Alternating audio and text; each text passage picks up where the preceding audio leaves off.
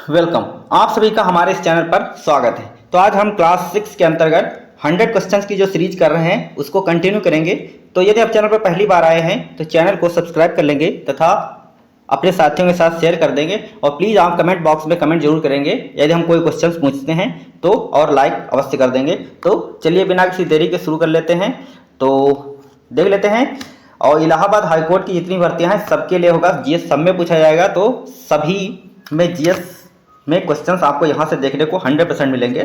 तो चलिए शुरू कर लेते हैं बिना किसी देरी के। पहला क्वेश्चन है, एक्सरे की खोज किसने की थी? तो एक्सरे की खोज की थी रोंटजन ने। रोंटजन ने एक्सरे की खोज की थी। अगला क्वेश्चन है, पारसेक किसका मात्रक है? पारसेक किसका मात्रक है? तो पारसेक मात्रक है दूरी का। पारसेक किसका मात्रक है? दूरी की। ये दूरी की सबसे बड़ी इकाई है। किलोवाट घंटा, किलोवाट घंटा, किलोवाट घंटा किसकी यूनिट है? तो ये ऊर्जा की यूनिट हो जाएगी। किलोवाट घंटा किसकी यूनिट हो जाएगी? ये ऊर्जा की यूनिट हो जाएगी। अगला है, पास्कल किसका मात्रक है? तो पास्कल दाब का मात्रक है। किसका मात्रक है? दाब का मात्रक है। पायरोमीटर के द्वारा किसकी माप की जाती है? तो पायरोमीटर के द्वारा ये ताप मापते हैं। पायरोमीटर के द्वारा उच्च ताप मापा जाता है। तो पायरोमीटर के द्वारा क्या मापा जाता है? तो उच्च तापमान मापा जाता है पायरोमीटर द्वारा, उच्च ताप। अगला है, एक हाउस पावर में कितने वाट होते हैं? तो एक हाउस पावर में होते हैं 746 वाट। 746 वाट। रक्त दाब मापने के यंत्र का नाम क्या है? तो स्फिग्नोमैनोमीटर है। रक्त दाब को रक्त दाब किससे मापा जाता है? स्फिग्नोमैनोमीटर से मापा जाता है। ये पेपर 1 जो होगा आपका ग्रुप डी, ग्रुप सी का, उसमें कुछ ऐसे ही क्वेश्चन पूछे जाएंगे। ग्रुप डी में खासकर ऐसे ही क्वेश्चन पूछे जाएंगे। ग्रुप सी का लेवल थोड़ा सा बढ़ा दिया जाता है, तो इसको आप ध्यान रखिए। ग्रुप डी में आपको ऐसे ही क्वेश्चन देखने को मिलेंगे। अगला क्वेश्चन है, प्रकाश वर्ष क्या होता है? तो प्रकाश वर्ष होता है प्रकाश द्वारा एक वर्ष में चली गई दूरी, जिसको बोलते हैं प्रकाश वर्ष। अगला है, प्रकाश वर्ष किसका मात्रक है? तो दूरी का मात्रक है। आपको पता है प्रकाश वर्ष किसका मात्रक हो जाएगा? तो ये दूरी का मात्रक हो जाएगा। अगला है, बल का मात्रक क्या है? तो बल का मात्रक न्यूटन है। बल का मात्रक क्या हो जाएगा? तो न्यूटन हो जाएगा। झूठ का पता लगाने वाले यंत्र का, झूठ का पता लगाने वाले यंत्र का नाम क्या है? तो झूठ का पता लगाने वाले यंत्र को पॉलीग्राफ कहते हैं। तो पॉलीग्राफ टेस्ट किया जाता है।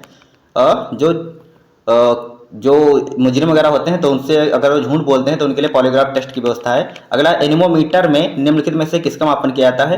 तो एनीमोमीटर से नापा जाता है वायु का वेग मापा जाता है। वायु का वेग। एनीमोमीटर से क्या मापा जाता है? तो वायु का वेग मापा जाता है एनीमोमीटर से। ये रहा इसका आंसर, वायु का वेग मापा जाता है, पवन का वेग जिसको बोलते हैं। महासागर में डूबी हुई वस्तुओं की स्थिति जानने के लिए निम्न में से किस यंत्र का प्रयोग किया जाता है? तो सोनार सिस्टम का प्रयोग किया जाता है। यदि महासागर में कोई वस्तु डूबी है तो उसका पता लगाने के लिए सोनार सिस्टम का प्रयोग किया जाता है। डाप्सर इकाई का प्रयोग किसे मापन में किया जाता है? तो डाप्सन इकाई का प्रयोग ओजोन परत की मोटाई को मापने के लिए किया जाता है। थर्म किसका यूनिट है? तो थर्म यूनिट है उष्मा की। किसकी यूनिट है? तो उष्मा की यूनिट हो जाएगी। दूध के घनत्व को किसके द्वारा मापा जाता है? तो दूध के घनत्व को मापा जाता है लैक्टोमीटर के द्वारा। लैक्टोमीटर के द्वारा क्या मापा जाता है? तो दूध का घनत्व मापा जाता है। हर्ट्ज क्या मापने की यूनिट है? तो हर्ट्ज मापने की यूनिट है तरंगों की आवृत्ति। तरंगों की आवृत्ति को किसके द्वारा मापा जाता है? तो ये हर्ट्ज के द्वारा मापा जाता है। न्यूटन का पहला गति का नियम किसकी संकल्पना देता है? किसकी संकल्पना देता है? तो न्यूटन का गति का जो पहला नियम है वो जड़त्व की संकल्पना देता है। न्यूटन के गति के प्रथम नियम के अनुसार क्या होता है? यदि कोई वस्तु गति की अवस्था में है तो वह गति की अवस्था में ही रहेगी। यदि कोई वस्तु विराम की अवस्था में है तो विराम की अवस्था में ही रहेगी, जब तक कि उस पर कोई बाह्य बल ना लगाया जाए। तो ये न्यूटन का प्रथम नियम है और ये जड़त्व के नियम पर आधारित है।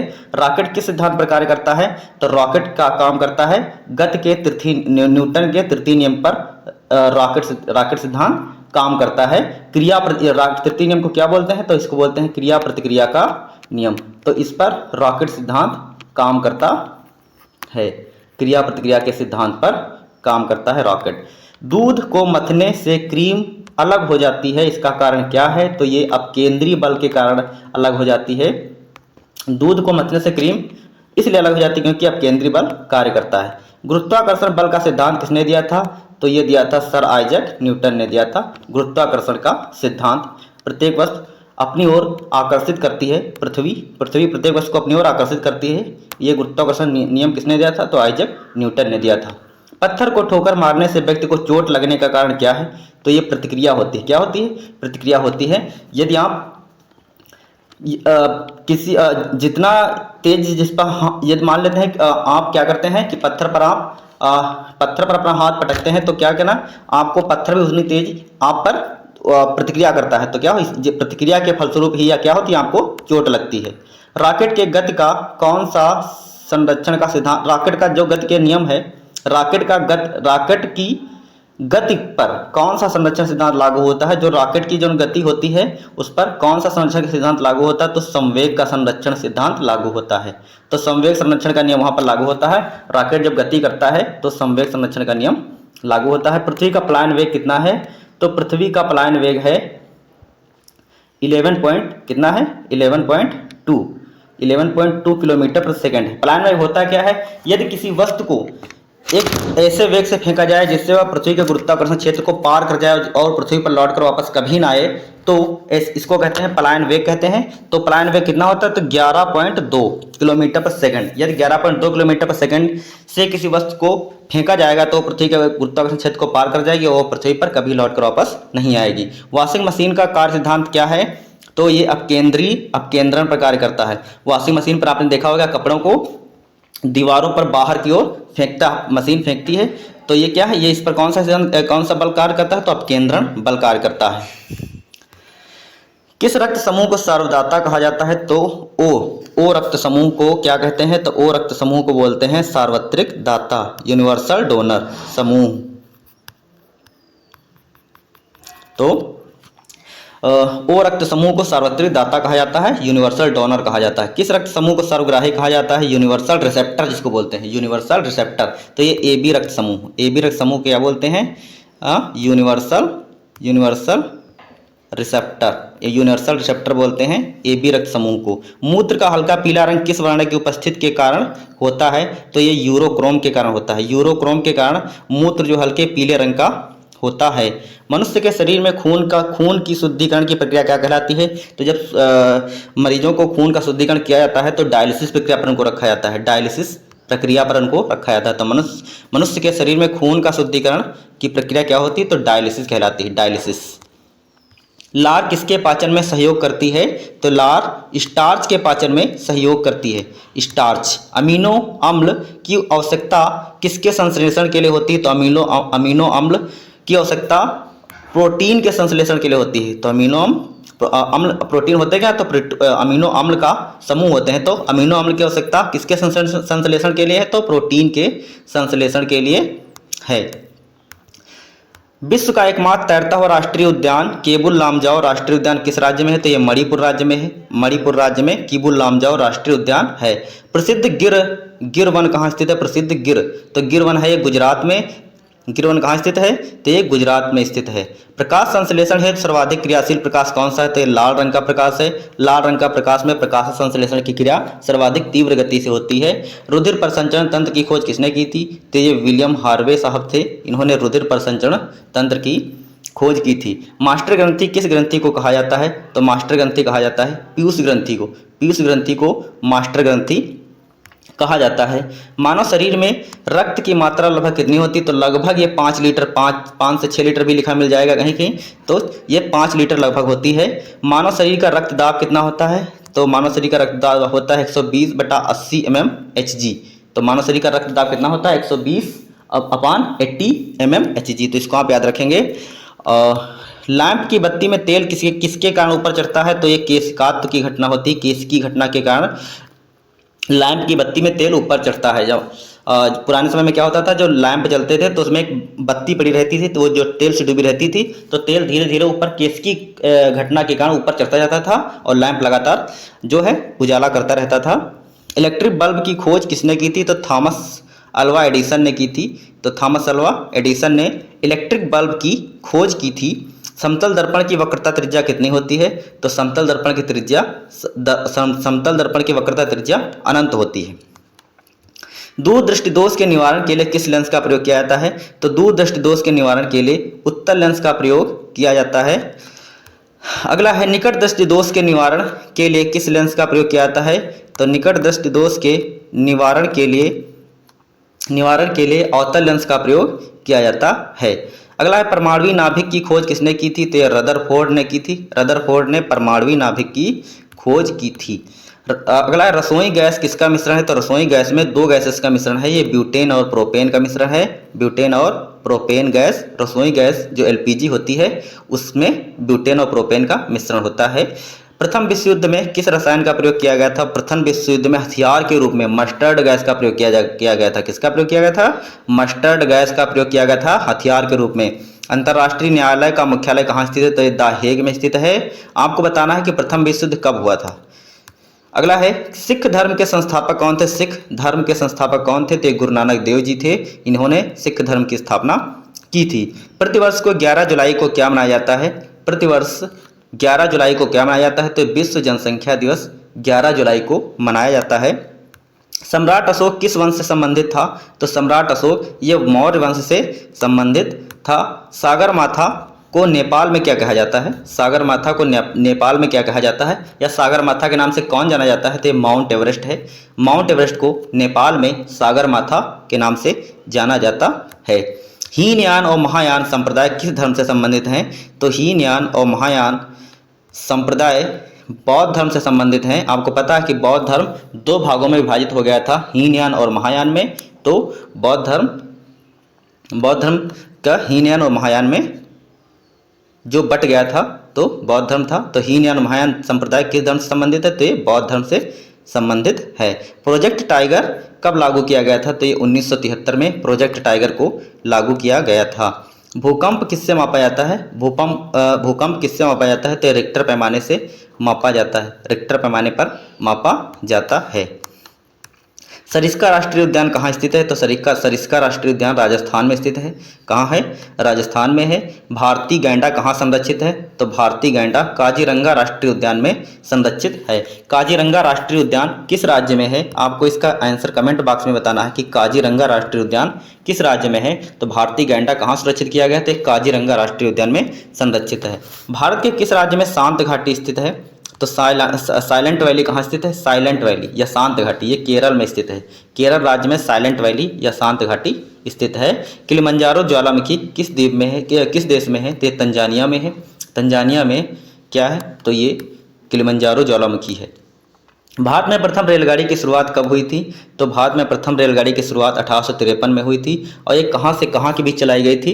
तो मुंबई से ठाणे के बीच चलाई गई थी। अगला है कथक किस क्षेत्र का शास्त्रीय नृत्य है? तो ये उत्तर भारत का है, मेनली उत्तर प्रदेश का है। ठीक है, तो कथक कहाँ का लोक नृत्य है? तो ये उत्तर प्रदेश का है, लेकिन क्षेत्र में चाहे तो ये उत्तर भारत का हो जाएगा। उत्तर भारत में लगभग हर जगह होता है।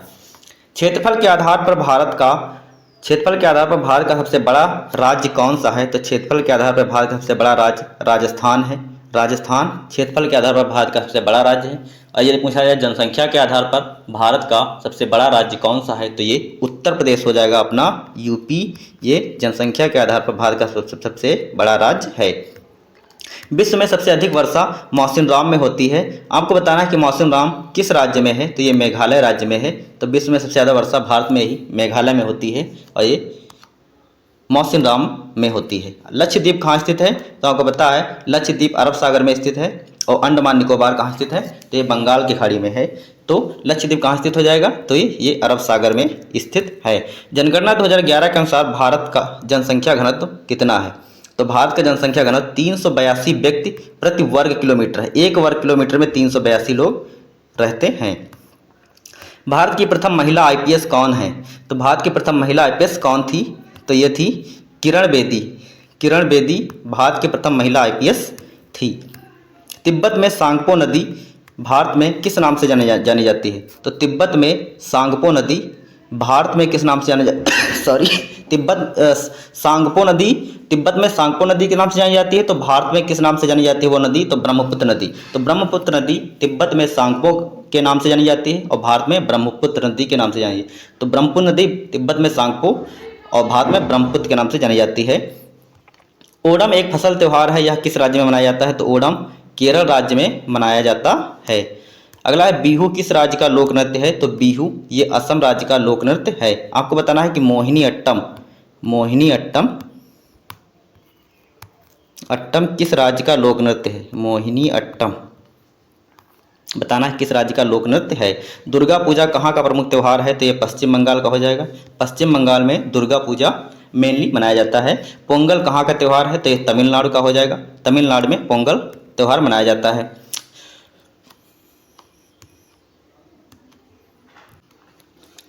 क्षेत्रफल के आधार पर भारत का सबसे छोटा राज्य कौन सा है? तो क्षेत्रफल के आधार पर भारत का सबसे छोटा राज्य जो क्षेत्रफल के आधार पर है वो हो जाएगा गोवा।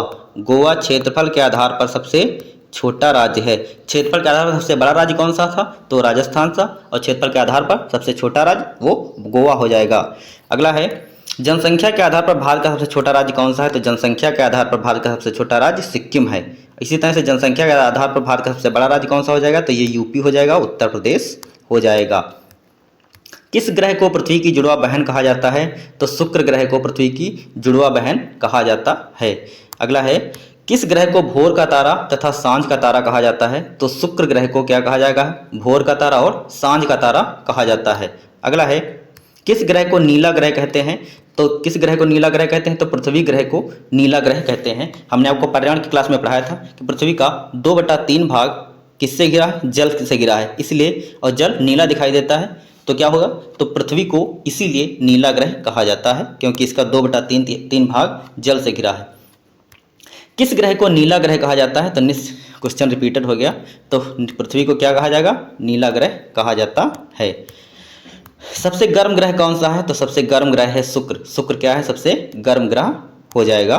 किस ग्रह पर लौह ऑक्साइड पाए जाने के कारण उसे लाल ग्रह कहा जाता है? तो लौह ऑक्साइड पाया जाता है मंगल ग्रह पर और इसीलिए इसे कहा जाता है लाल ग्रह। सौरमंडल का सबसे छोटा उपग्रह कौन सा है? तो सबसे छोटा उपग्रह है डिमोस है और ये मंगल का उपग्रह है। तो मंगल ग्रह का उपग्रह का नाम क्या है? तो डिमोस है और ये सौरमंडल का सबसे छोटा उपग्रह हो जाएगा। सौरमंडल का सबसे बड़ा उपग्रह कौन सा है? तो सौरमंडल का सबसे बड़ा उपग्रह है गैनीमेड और ये किसका उपग्रह है? तो बृहस्पति का उपग्रह है। तो बृहस्पति का उपग्रह कौन सा है? तो गैनीमेड है और ये सौरमंडल का सबसे बड़ा उपग्रह है। टाइटन किस ग्रह का उपग्रह है? तो टाइटन ये शनि का उपग्रह है। किसका है? टाइटन ये किस ग्रह का टाइटन उपग्रह किस ग्रह का है? तो शनि ग्रह का उपग्रह है। सौरमंडल का सबसे बड़ा ग्रह कौन सा है? तो सौरमंडल का जो सबसे बड़ा ग्रह है वो बृहस्पति है। बृहस्पति सौरमंडल का सबसे बड़ा ग्रह है। सौरमंडल का सबसे छोटा ग्रह कौन सा है? तो सौरमंडल का सबसे छोटा ग्रह बुध हो जाएगा। बुध सौरमंडल का सबसे छोटा ग्रह है। बुध हो जाएगा सौरमंडल का सबसे छोटा ग्रह। सौरमंडल का सबसे छोटा ग्रह क्या हो जाएगा? बुध हो जाएगा। अम्ल नीले लिटमस को किस रंग में परिवर्तित कर देता है? तो अम्ल नीले लिटमस को लाल में परिवर्तित कर देता है। क्षार लाल लिटमस को किस रंग में परिवर्तित कर देता है? तो क्षार लाल लिटमस को नीले में परिवर्तित कर देता है। नीले में तो इसको याद रखेंगे। अगर हम किसी ट्रिक की बात करें तो ट्रिक की बात कर लेते हैं। अनिल आपको याद रखेंगे। अनिल से क्या होगा? आ फॉर अम्ल, आ फॉर क्या हो जाएगा? अम्ल हो जाएगा। नी फॉर नीला हो जाएगा। ला फॉर लाल होगा। मतलब अम्ल क्या करेगा? नीले लिटमस को लाल कर देगा। इसी तरह से क्षार को याद रखने के लिए आप ऐसे याद रखेंगे छालानी याद रखेंगे। या क्या करेगा? क्षार जो है लाल लिटमस को नीला कर देगा। तो ये आप दोनों याद रखेंगे ट्रिक से। इटाई रोग किस जल में किस धातु के घुलने से होता है? तो इटाई रोग जल में कैडमियम धातु के घुलने से होता है। मिनीमाता रोग जल में किसके घुल जाने से होता है? ते पारा या मरकरी के होना है। मरकरी के घुल जाने से होता है। पिछली बार पूछा गया था कि मिनीमाता रोग जो है किस तरह की किस मछली के खाने से होता है? तो जिस मछली के पेट में पारा या मरकरी की अधिकता होती है तो वो उससे क्या होता है कि आपका मिनीमाता रोग हो जाता है। तो मिनीमाता रोग जल में किसके घुल जाने की से होता है? तो ये पारा या मरकरी के घुल जाने से होता है। रक्त समूह की खोज किसने की थी? तो रक्त समूह की खोज कार्ल लैंडस्टीनर ने की थी। भारत कोकिला के नाम से कौन जाना जाता है? तो इस सरोजिनी नायडू को कहा जाता है। ये भारत की प्रथम राज्यपाल थी। अगला है भारत के किसी राज्य की प्रथम राज्यपाल थी और ये प्रथम राज्यपाल भी भारत की कह सकते हैं। प्रथम महिला राज्यपाल याद रखेंगे आप इसको। भारत की प्रथम महिला राज्यपाल कौन थी? सरोजिनी नायडू थी और ये इन्हें भारत कोकिला के नाम से जाना जाता है। प्रथम भारतीय महिला नोबेल पुरस्कार विजेता कौन थी? तो प्रथम महिला नोबेल पुरस्कार विजेता कौन थी? तो ये मदर टेरेसा थी। प्रथम महिला नोबेल पुरस्कार विजेता भारतीय थी, वो कौन थी? तो मदर टेरेसा थी। तिरंगा को राष्ट्रीय ध्वज के रूप में कब अपनाया गया था? तिरंगा को राष्ट्रीय ध्वज के रूप में 22 जुलाई 1947 को अपनाया गया था। राष्ट्रीय गान जनगण मन को कब अपनाया गया था? तो 24 जनवरी 1950 को अपनाया गया था। राष्ट्रीय गान जनगण मन किसने लिखा था? तो रविन्द्रनाथ टैगोर ने लिखा था। और इन्होंने बांग्लादेश का भी राष्ट्रीय गान लिखा था, तो वो था अमार सोनार बांग्ला। अगला है, राष्ट्रीय गान जनगण मन को कांग्रेस के किस अधिवेशन में सबसे पहले गाया गया था? तो 27 दिसंबर 1911 के कोलकाता अधिवेशन के दौरान जनगण मन गाया गया था। तो अगला है, राष्ट्रीय गीत वंदे मातरम किसने लिखा था? तो राष्ट्रीय गीत वंदे मातरम लिखा था बंकिम चंद्र चटर्जी साहब ने। इन्होंने राष्ट्रीय गीत वंदे मातरम लिखा था। राष्ट्रीय गीत वंदे मातरम सर्वप्रथम कांग्रेस के किस अधिवेशन में गाया गया था? तो 1896 ईस्वी का कोलकाता अधिवेशन हुआ था, उसी में राष्ट्रीय गीत वंदे मातरम सर्वप्रथम गाया गया था। भारत का राष्ट्रीय जलीय जीव कौन सा है? तो भारत का राष्ट्रीय जलीय जीव ये गंगेटिक डॉल्फिन है, मतलब डॉल्फिन, ये भारत का राष्ट्रीय जलीय जीव है। अगला है, वंदे मातरम को कब राष्ट्रीय गीत के रूप में स्वीकार किया गया था? तो 24 जनवरी 1950 को राष्ट्रीय गीत के रूप में स्वीकार किया गया था वंदे मातरम को। आपको बताना है राष्ट्रीय गीत के गायन की अवधि कितनी होती है। और लास्ट क्वेश्चन है, इसका जवाब आप कमेंट बॉक्स में देंगे कि राष्ट्रीय गीत के गायन की अवधि कितनी होती है। इसका आंसर आप कमेंट बॉक्स में इसका आंसर देंगे, कमेंट में इसका आंसर रिप्लाई जरूर देंगे। तो आज के लिए इतना ही। तो आप चैनल को लाइक कर देंगे, शेयर कर देंगे तथा सब्सक्राइब अवश्य करेंगे, अपने साथियों के साथ शेयर कर देंगे। तो आज के लिए इतना ही। नमस्कार, धन्यवाद।